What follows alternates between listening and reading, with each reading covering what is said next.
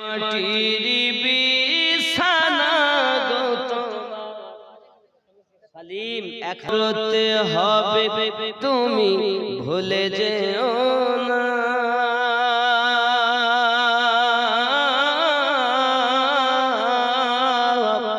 হবে মাটির বিছানা গো তোমার আসল ঠিকানা এ বাড়ি গাড়ি টাকা করি কিছুই রবে না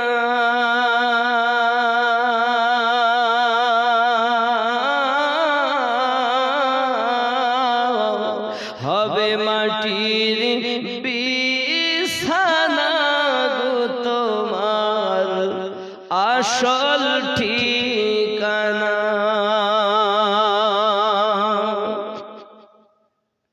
আপন জনের কান্না যত সবই শুনতে পাবে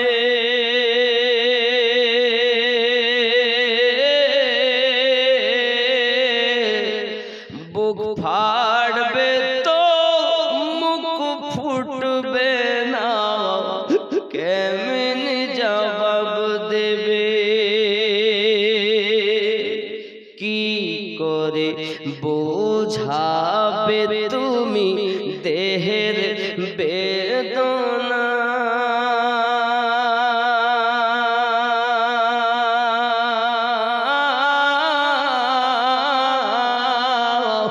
হবে মাটির বিছানা গো তোমার আসল ঠিকানা একদিন তোমায় মরতে হবে তুমি ভুলে যেও না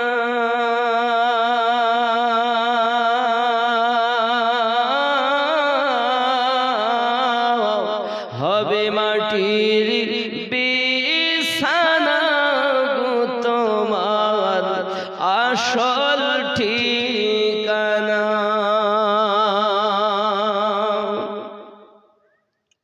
কাঁদবে মাতা কাঁদবে পিতা কাঁদবে ভাই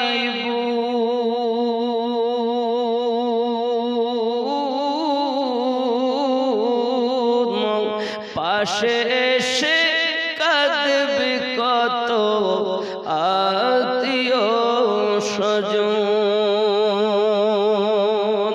করবে দোয়া খোদার কাছে করবে দোয়া আল্লাহর কাছে মুমিন মুমিনা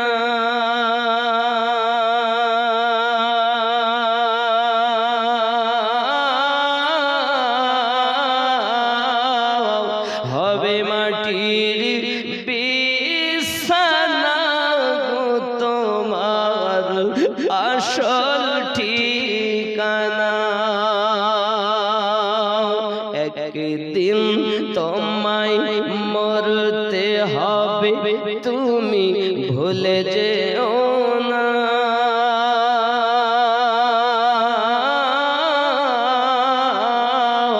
হবে মাটির বিছানা গো তোমার আসল ঠিকানা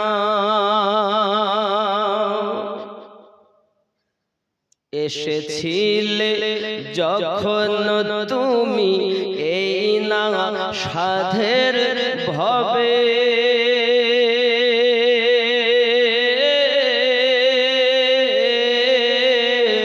কেঁদেছিলে শুধু তুমি হেসেছিল সবে যাওয়ার কালে হাসবে তুমি যাওয়ার কালে হাসবে তুমি কাঁদবে জামানা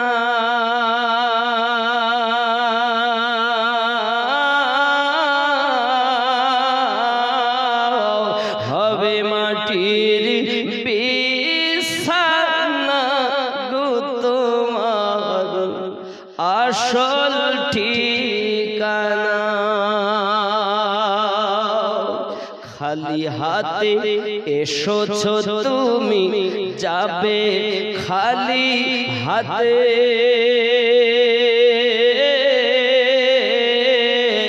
শুধু একটি সাদা কাফন দিবে তোমার সাথে। আমল ছাড়া তোমার সাথে কিছুই যাবে না।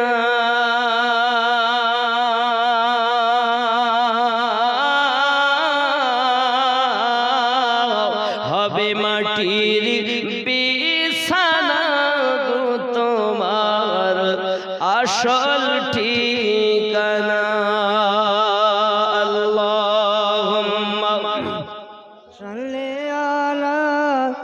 শাসনকর্তা ইশার তুমি 400 টাকা সাদকা করে দাও এই ঠিকানা। কারণ কি প্রতিদিন 300 বার দরুদ, জুমার রাতে 400 বার দরুদ পড়েন। বিগত রাতে আপনি পড়েননি, নবী পাক আমাকে সংবাদ দিয়েছেন, তাই আপনি 400 টাকা সাদকা করবেন। যুবকরা আমার চিঠিটা যখন ইশারের কাছে পৌঁছে গেল, ইশার চিন্তা করে আহারে আমি যে পৃথিবীর সরজমিনে দরুদ শরীফ পড়ি আমার দয়াল মুস্তাফার উপরে, আমি আমার রাসূলের উপরে দরুদ তেলাওয়াত করি, এটা আমার বিবি বাচ্চা কেউই জানে না, একমাত্র আমি জানি, আমার দয়াল মুস্তাফা জানে। আহারে এই সংবাদটি আমার নবী ছাড়া তো কেউ বলেননি, কারণ আমি তো কখনো কাউকে কথাটি বলিনি। যুবকেরা আমার এই সংবাদ চিঠিটা পাওয়ার পরে চোখের পানি ঝরে। আর চিঠির উত্তরটা দিচ্ছে ভাই ইসমাইল, সালাম আমার গ্রহণ করবেন। আমার প্রিয় রাসূল সাল্লাল্লাহু আলাইহি ওয়াসাল্লামের পক্ষ থেকে আপনি যে আমাকে আপনার খবরটা দিয়েছেন, সত্যি আমি দরুদ পড়ি নাই, এর জন্য আমি বড় দুঃখিত। আয় আমার ভাই ইসমাইল, আমি যেতে পারছি না, আমাকে maaf করবেন। 400 দিরহাম আমি সাদকা করে দিলাম। বোঝা গেল আল্লাহ ওয়ালি দুনিয়ার বুকে আল্লাহর ওলিয়া বান্দি দুনিয়ার জমিনে এসেছে, আর আব্বা ও আম্মার দুঃখ দশা দূর করতে করতে এসেছেন। জোরে বলুন সুবহানাল্লাহ। বন্ধুরে এমনি করে আপনার সময় বিতে যায়। ওরে আমার জওয়ান যুবকেরা, বাবা দিন যায় রাত আসে, অনেক ঘটনা, আমি আপনাদেরকে ঘটনা আগিয়ে নিয়ে চলে যাই। বাবা হযরত রাবিয়া বাসারির বয়স হয়েছে 7 বছর। এমনি সময়তে পাশে মায়ের পাশে শুয়ে আছেন, হঠাৎ করে দেখতেছেন মা আমার পাশেতে নাই। রাবিয়া বাসারি মা খুঁজতে লেগেছেন। দেখবেন ছোট ছোট বাচ্চারা রাতের বেলা যখন ঘুমিয়ে থাকে মাকে খুঁজতে থাকে, মাঝে মাঝে উঠে কাঁদে, মা পায় না, কাঁদে। যুবকেরা আমার মাঝে মাঝে দেখবেন বাচ্চাগুলো হাত নাড়ায় ঘুমের ঘরে, মা কই মা কই। আব্বা আমার রাবিয়া বাসারি ছোট বয়সে 7 বছর বয়সে মাকে যখন পাশে পেলেন না, রাবিয়া কান্না শুরু করেছেন। মা হঠাৎ করে আপনার চোখ খুলে দেখে মা জননী নামাজের পাটিতে পড়ে আল্লাহর দরবারে রোনাদারি করতেছেন। রাবিয়া বাসারি নিজের কান্না বন্ধ করে দিয়ে মায়ের পাশে তাই আপনার কিনা বসে গিয়েছেন। রাবিয়া বাসারি জননী মায়ের যখন রোনাদারি হয়ে গেল, হঠাৎ করে দেখে রাবিয়া বসে পুরি আপনার কোলে করে নিয়েছেন। মা রাবিয়া, মা ঘুমালে না মা, তুমি কেন এখানে বসে আছো? রাবিয়া বাসারি কথা বলতেছে, জননী আপনার কাছে আমার আবেদন, আপনার কাছে আমি জানতে চাই আপনি রাতের বেলায় এমনি করে কান্না করছেন কেন? আব্বা কি আপনাকে বকাঝকা করেছি? আপনি কি কোনো খাবার কষ্ট পাচ্ছেন বলে এত রাতে আপনি এমন করে কান্না করছেন কেন? হযরত মাহফুল ডাক দিয়ে বলছেন, ভাই আমার মা রাবিয়া, না না না না, তোমার পিতা আমাকে দুঃখ দেয়নি, আমি কোনো দুঃখের জন্য কাঁদি না। ওগো আমার মা রাবিয়া, জেনে রাখো মা, কেন কাঁদতেছি জানো? আমি রাতের বেলাতে আল্লাহর ইবাদত বান্দেগি তাহাজ্জুদ নামাজ পড়তেছি। তাহাজ্জুদ নামাজ আমার নবী পাক আদায় করেছেন। যারাই তাহাজ্জুদ নামাজ পড়ে তাদের সঙ্গে নাকি আমার নবীর দিদার লাভ হয়। বলি আমার মা রাবিয়া, এই জন্য আমি তাহাজ্জুদ নামাজ পড়তেছি। নামাজের পরে মহান স্রষ্টার শুকরিয়া আদায় করে নামাজের পাটিতে রোনাজারি করতেছি। রাবিয়া বাসারি ডাক দিয়ে বলতেছেন, ওগো আমার জননী মা, যদি নামাজ পড়লে আল্লাহ খুশি হয়, আমি রাবিয়া আজ থেকে নামাজ শুরু করে দিলাম। আমাদের ঘরে নামাজ নাই, আমাদের ঘরে শরীয়তের আমল নাই, আমাদের ঘরে শরীয়তের খেলাফ কাজ করি। ওরে আমার জননী মা খালা রাবিয়া বাসারি রাহমাতুল্লাহি আলাইহা 7 বছর থেকে তাহাজ্জুদ নামাজ পড়তে আরম্ভ করেছেন।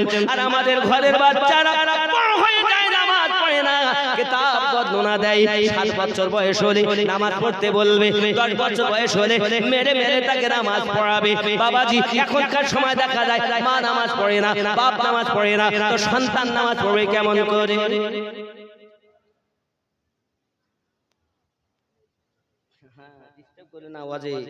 এখন যে ধাজ শুরু করেছে এই ধাজ আবার কমে যাবে। আসলে কালেকশন করা বক্তা আমি লই, আমি কালেকশন করা ছেড়ে দিয়েছি। আব্বাজি আমার সোনা মানে আপনার দাদুর নামে আব্বাজি আমার সোনা মানিকের রাবিয়া বাসারি রাহমাতুল্লাহি আলাইহা পৃথিবীর সারা জমিনে এমনি করে নামাজের পাবন্দি শুরু করে দিয়েছে। যুবকেরা আমার বাসরা নগরে আপনার কিনা দেখা গেল দুর্ভিক্ষ দেখা দিয়েছে। রাবিয়া বাসারি রাহমাতুল্লাহি আলাইহা এমন হালাত বাবাজি একদিন তার পিতা ইসমাঈল অসুস্থ হয়ে দুনিয়াতে ইন্তেকাল বরণ করেছেন। ইন্না লিল্লাহি ওয়া ইন্না ইলাইহি রাজিউন।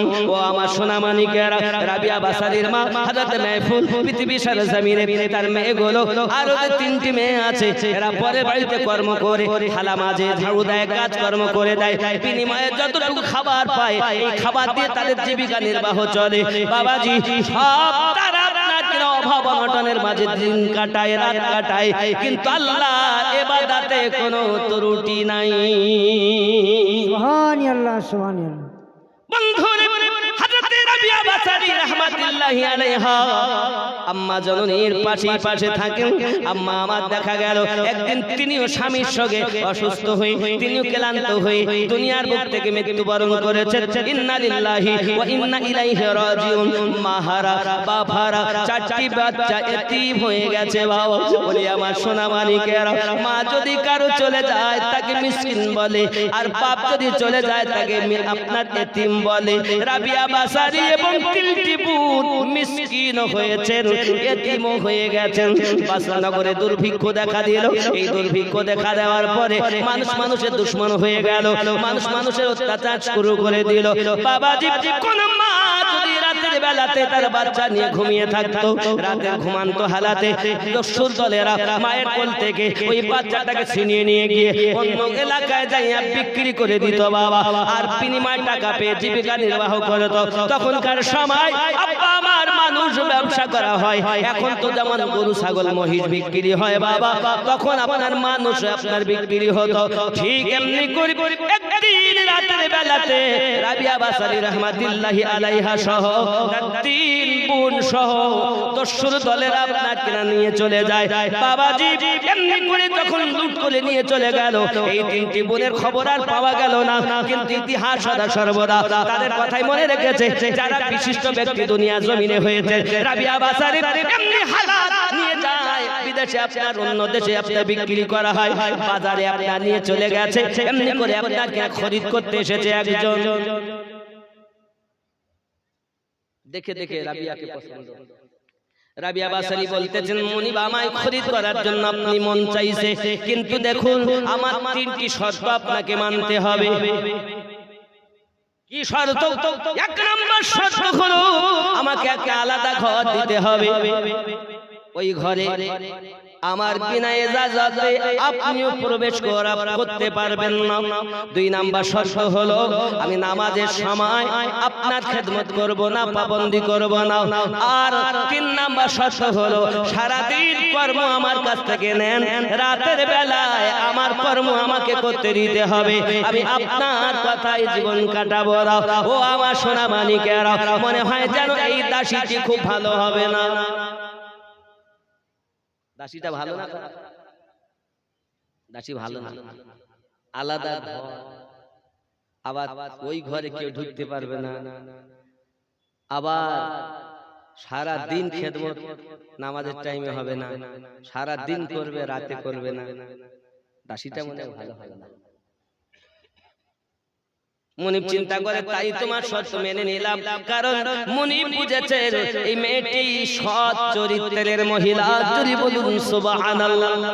যুবকরা আমার বাড়িতে নিয়ে যায়, তার অনেক ঘর তৈরি করা আছে, তার মধ্য থেকে একটি ঘর তাকে আপনার কেনা দিয়েছে। রাবিয়া বাসারি এক কোনায় একটি ঘর পছন্দ করে নিয়েছে। ওই ঘরটা পছন্দ করার পরে রাবিয়া ঘরের ভিতরে থাকে। সোনা মানিক আমার প্রতিদিন ইশরাক নামাজের পরে আপনাকে মুনিবের কর্মে চলে আসে। মুনিবের কর্ম করে, আব্বা আমার কর্মের ভিতরে যদি একটুখানি ত্রুটি পায় তাহলে মুনিব তাকে চাবুকের পর চাবুকের আঘাত করে, এত মার মারে, এত আঘাত করে। বাবা আমার তৎকালীন যুগের প্রথা ছিল, যখন যাকে আঘাত করা হবে, যত সময় জমিন সজ্জা না হবে, শুয়ে না পড়বে, তার চাবুক বন্ধ করা হবে না বাবা, চাবুক মেরি চলে যাবে। এটা ছিল তৎকালীন যুগের প্রথা। রাবিয়া বাসারি রাহমাতুল্লাহি আলাইহা যদি একটু পরিবার কোন রকম ত্রুটি হয়ে যেত কাজকর্মে, চাবুক মারা শুরু করে দিত বাবা। সারা দিন চাবুক মারতে বন্ধ হয় না। আব্বা আমার রাবিয়া বাসারি রাহমাতুল্লাহি আলাইহা যখন আপন বাসায় যাওয়ার পর মহান আল্লাহ পাকের দরবারে আপনাকে না নত হয়ে যেতেন। কোন রাতটাকে বেছে নিতেন কিয়াম করে কাটাবেন, কোন রাতটাকে বেছে নিতেন সেজদাতে কাটাবেন, কোন রাত রুকুতে কাটাবেন। এমনি করে রাবিয়া বাসারি রাহমাতুল্লাহি আলাইহা সারা রাত মহান আল্লাহ পাকের ইবাদত বন্দি করে রাত কাটিয়ে দিত। রাবিয়া বাসারি রাহমাতুল্লাহি আলাইহা বলি আমার মা খালা শুনে নেন, রাতের বেলা তিনি এমন নেককারী ছিলেন দুনিয়ার জমিনে। বাবাজি আমার সোনা মানিকেরা, উনি রাতের বেলাতে ঘুমাতেন না, সারা রাত আল্লাহ পাকের ইবাদত বندگی করতেন। চোখ যদি ঘুমাতে চাইতো, হে বাবাজি লবণ দিয়ে পানি দিয়ে আপনার পানি গুলে গুলে রাখতেন, ওই পানিটা নিয়ে চোখে ছিটা মারতেন আর বলতেন আয় দুনিয়ায় রাবিয়ার চোখ ঘুমাতে চাস না, এখন যদি তুই ঘুমিয়ে যাস 4 ঘন্টা 6 ঘন্টা 8 ঘন্টা ঘুমাবি, তোকে কেউ না কেউ এসে ডাক দেবে, শুনে নে রাবিয়ার চোখ শুনে নে, আমি তোকে এমন ঘুম দেব, একবার ঘুমিয়ে যাবি কিয়ামত অবধি আর তোকে কেউ ডাকবে না। এই সোনা মানিকের আপনি আমি যখন কবরে যাব, কবরে যাওয়ার পরে মহান আল্লাহ পাক আল্লাহ তাআলা ফেরেশতা পাঠিয়ে দেবেন। ওই ফেরেশতা আমাদের ভিতরে রূহ দেওয়ার পরে আমাদেরকে আপনার কিনা বলবেন, এই আল্লাহর বান্দা এবং বান্দি, তুমি দুনিয়া জমিনে কি কি কর্ম করেছো, তুমি তোমার কর্মগুলো লিপিবদ্ধ করো। তখন এই মুদ্রা বলতে থাকবে কেমন করে লিখবো, কিভাবে লিখবো। তখন আল্লাহর ফেরেশতা উত্তর দেবে, জেনে রাখো তোমার কাফন রয়েছে, ওই কাফনটাকে তুমি কাগজ বানিয়ে নাও।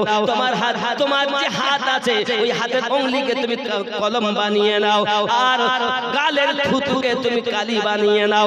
দুনিয়ায় যত ভালো কর্ম করেছো লেখো, আর সঙ্গে সঙ্গে আপনি আমি লিখতে থাকবো। এই যুবক সোনা মানিকের ভালো ভালো কর্মগুলো যখন লিখবো, বাবা আমার কাফনটা টেনে যখন নিবে রে সোনা মানিক, এবার আবার ফেরেশতা হুকুম করবে যত খারাপ কাজ করেছো লেখো। হে আমার সোনা মানিকেরা, খারাপ কর্মের যখন লিখতে চাইবে না, তখন বাবাজি আল্লাহ পাকের পক্ষ থেকে আমাদের জবান বন্ধ হয়ে যাবে। আমাদের সাক্ষী দেবে আমাদের পা, আমাদের সাক্ষী দেবে আমাদের চোখ, আমাদের সাক্ষী দেবে হাত, আমাদের সাক্ষী দেবে আমাদের কান। এ বাবাজি সোনা মানিকেরা বলুন, পৃথিবীর জমিনে বিবি বাচ্চা বন্ধু বান্ধব আত্মীয় স্বজন ছেড়ে দিলাম, আমি আমিনুদ্দিনের সঙ্গে আমার যেগুলো রয়েছে, এ দুটি আমিনুদ্দিনের হাত, এ দুটি আমিনুদ্দিনের চোখ, এটি আমিনুদ্দিনের মাথা, এ দুটি আমিনুদ্দিনের পা, এই পা আমার হয়ে সাক্ষী দেবে না, চোখ আমার হয়ে সাক্ষী দেবে না, কান আমার হয়ে সাক্ষী দেবে না, হাত আমার হয়ে সাক্ষী দেবে না, আঙুল আমার হয়ে সাক্ষী দেবে না। এরে যুবক, যদি আমি আল্লাহওয়ালা হতে পারি, আল্লাহর ওলিয়া বান্দি হতে পারি, বাবাজি এই দুনিয়ার জমিনে যদি দিলটাকে আপনার পরিষ্কার করে নিতে পারি, চেহারা সুন্দর না বানাইয়া দিলটাকে যদি সুন্দর বানাতে পারি, তাহলে কবরের ভিতরে যখন যাব তখন হাত আমার পক্ষে গায়ে সাক্ষী দেবে, চোখ আমার পক্ষে সাক্ষী দেবে, পা আমার পক্ষে সাক্ষী দেবে। যুবকরে কেন মিছে মায়াতে বিবাচ্চা দিয়ে পড়ে আছো? আল্লাহর হয়ে যাও, নবীর হয়ে যাও। তুমি যখন একবার আল্লাহ বলে ডাকবে, আল্লাহ পাক 70 বার তোমার ডাকের উত্তর দেবে। তুমি যখন একবার নবী বলে ডাকবে, আমার দয়াল নবী তোমাকে দিদার দেবে। সুবহানাল্লাহ সুবহানাল্লাহ।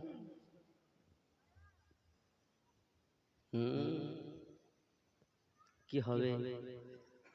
কেউ তো আমার নয়, এই স্ত্রী পুত্র বন্ধু বান্ধব সব তো খেলা। ওরে স্ত্রী পুত্র বন্ধু যারা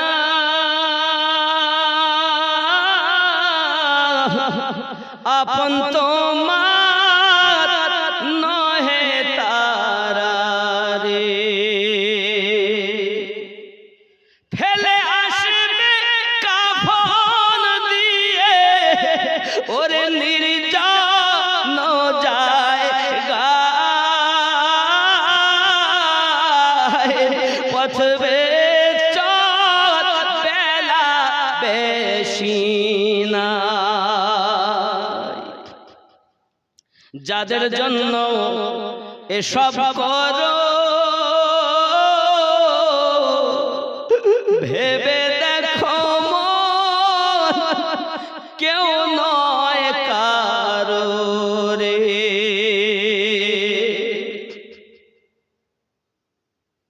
যাদের জন্য এসব করো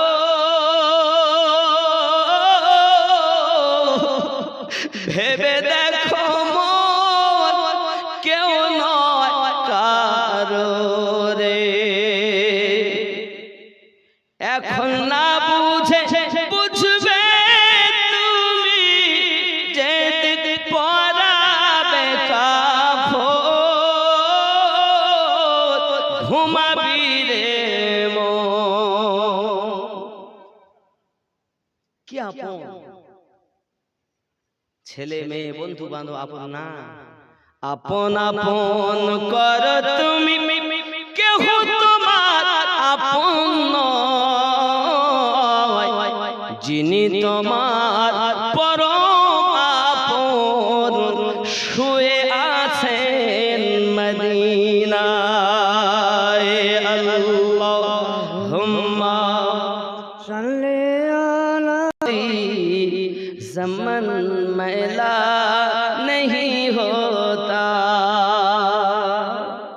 ज़मीन मैल नहीं होती ज़मन मैला नहीं होता मोहम्मद के गुलामों का काफन मैला नहीं होता ঠিক নেই গোলামের মতো গোলাম খালি মুখে গোলাম আর ভিতরে সব করলাম সালাম হাইয়া আলা সালাহ তাহলে তোরাই মসজিদ চালা জ্বালাস না ভোরবেলা আমরা নবীর দিওয়ানা নামাজ পড়তে যাব না এই তো এই আমাদের হালাত হয়ে গেছে যুবক খুব ভালো করে বোঝেন হযরত রাবিয়া বাসারী রাহমাতুল্লাহি আলাইহা চোখকে ডেকে ডেকে বলতেন কখনো ওই ঘরে তীরের সঙ্গে মাথা চুল বেঁধে রাখতেন রাখার পর ওইখানে যখন একটু তন্দ্রা ভাব আসতো ধরেন দাঁড়িয়ে আছেন সারা রাত দাঁড়ানো পালা উনি দাঁড়িয়ে আল্লাহ আল্লাহ করছেন হঠাৎ চোখ তো শয়তান তো দেখবেন শয়তান কিন্তু ওই শয়তানি দলের লোকের কাছে যায় না শয়তানকে জিজ্ঞাসা করার কোথায় থাকবি সিরাতাকাল মুস্তাকিম আমি সোজা রাস্তাতেই আছি সঠিক পথের একদম মাঝাতে দাঁড়িয়ে শয়তান বলো খারাপ জায়গায় মদের আড্ডায় শয়তান নাই সিনেমার আড্ডায় নাই গাঁও মানে তাসের আড্ডায় শয়তান নাই শয়তান আছে কোথায় মসজিদে মাদ্রাসায় নামাজীর কাছে মৌলবীর কাছে হাফেজ কোরআনের কাছে কারীর কাছে মুফতির কাছে মুহাদ্দিসের কাছে আল্লাহ ওয়ালাদের কাছে পীর ওয়ালাদের কাছে ও শয়তান ওয়ালাদের জানো তো আমার দলের লোক একদিন ইমামে আজমকে এসে প্রশ্ন করছেন একজন হুজুর আপনারা নামাজে সেজদা করেন কেন ইমামে আজম বলেন ভুল হয়ে যায় তাই সেজদা করি তো হুজুর আমাদের দলে আসেন আমাদের দলে ভুল হয় না ভুল হয় কেন শয়তান ধোঁকা দেয় চিন্তা চেতনা দেখবেন আপনি যদি সব ফেলে নামাজে গিয়ে দাঁড়ান তা যে জিনিস আপনার ব্রেনে ছিল না ওই জিনিস মাথায় এনে দেয় হঠাৎ মনে হলো আজকে কেউ আসে না কথা বলেন না কেন এই হোহা দেন চলেন বাড়ি যাই আর থাকি কথাই বলি নামাজ পড়তে গেলে এরকম ওয়াজানা ভোলা জিনিস মনে হয় না এক কর্ম হলো ইবলিসের কোরআন মাজিদ আল্লাহ পাক বলেন মিন শাদ্দিল ওয়াসওয়াসিল খান্নাস কথা বুঝতে পেরেছেন শয়তান তিন প্রকার কয় প্রকার শয়তান তিন প্রকার এক নাম্বার ইবলিস শয়তান দুই নাম্বার মানব শয়তান, তিন নাম্বার নাফস শয়তান। এই তিন প্রকারের শয়তান, এই শয়তান থেকে বাঁচাতে হবে। আল্লাহ পাক রব্বুল ইজ্জত বলেন ইন্নাশ শাইতানা লিল ইনসানি আদুউম মুবিন, নিশ্চয় শয়তান মানুষের প্রকাশ্য শত্রু। হে যুবক আমার, তো মানব রূপেও আসতে পারে, আবার ইবলিস মানব এও শয়তান ধোঁকা দেয়। তাহলে আপনি বলেন শয়তানকে চিনার জন্য আপনার ভিতরে মাল পয়দা করতে হবে। আল্লাহ আমাদের সকলকে যেন তৌফিক দান করেন, সকলে বলি আল্লাহুম্মা আমিন। আব্বাজি আমার,